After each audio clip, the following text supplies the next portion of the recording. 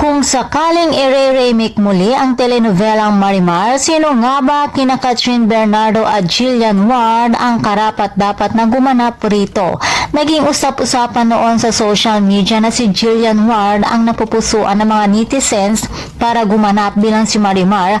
Bagay na bagay daw ito sa kanya, lalo na siya ang nakikita ng mga netizens na susunod sa yapak ni Miss Marian Rivera. Subalit, tamakailan lamang sa Mega Magazine photoshoot ng actress si Kathryn Bernardo, mukhang bagay na bagay din daw umano sa kanya si Marimar dahil sa kanyang postura at looks na malaki daw ang potensyal nito na gumanap bilang si Marimar. Si Alden Richards naman ang napili ng mga netizens na leading man dahil bagay na bagay din daw kay Alden ang role ni Sergio.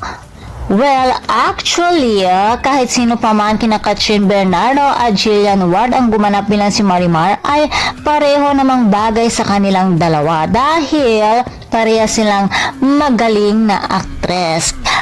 At kung sakaling kayo naman ang tatanungin mga chikadora, sino nga ba ang bet nyo gumanap bilang si Marimar? Ang kapamilya actress nga ba na si Kathryn Bernardo o ang kapuso actress na si Jillian Ward? And for more showbiz update, please don't forget to like, share, and subscribe my channel. Thank you for watching.